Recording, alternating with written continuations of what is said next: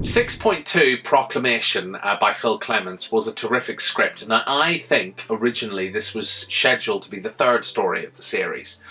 But when I spoke to Justin, I wasn't really happy that The Guardian didn't really make an appearance in it. And so I was sort of like, well, the problem is we've introduced this character of The Guardian, and then, you know, you have him in 6.2 and then we don't see him in 6.3. That doesn't feel right to me. So in actual fact, we just put it back one and it became the second story of the season. It also became the most complex for me to film. In Doctor Who Online Adventures history, I have never had a story with that amount of sets. And usually there are rules when you write Doctor Who Online Adventures. There's usually, you know, we limit it to a certain number of actors and a certain number of sets. This one broke all of those rules, and you know, I'm so glad it did, because I think it really comes off in the production.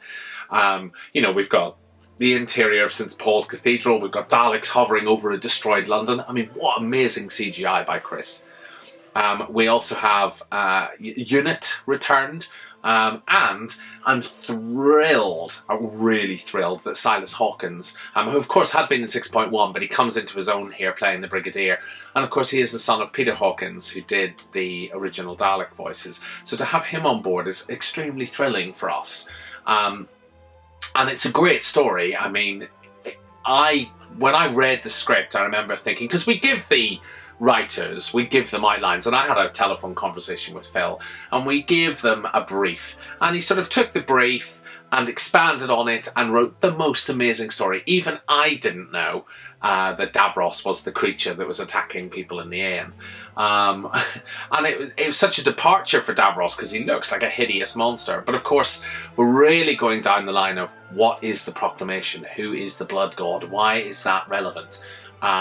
And those are the sorts of questions you're left with by 6.2.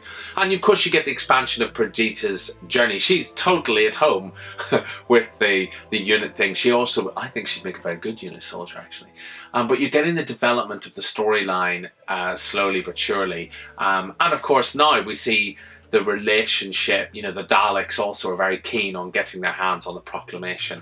And it becomes a very dark storyline, but I have never ever, we built the interior of the Dalek spaceship, we built the interior of the Proclamation room, the Hall of Prophecy I think it was called in the script, we built, we went outside, we did a lot of location work outside, did a big sort of pit.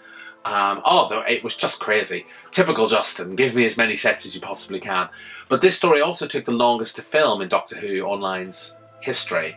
I think it took nearly 2 weeks to film, which is quite unusual for us actually, for a story to go on that long. But it was totally worth it, and I really hope you enjoyed the results, because personally Proclamation, as well as Possession, it's one of my favourite stories.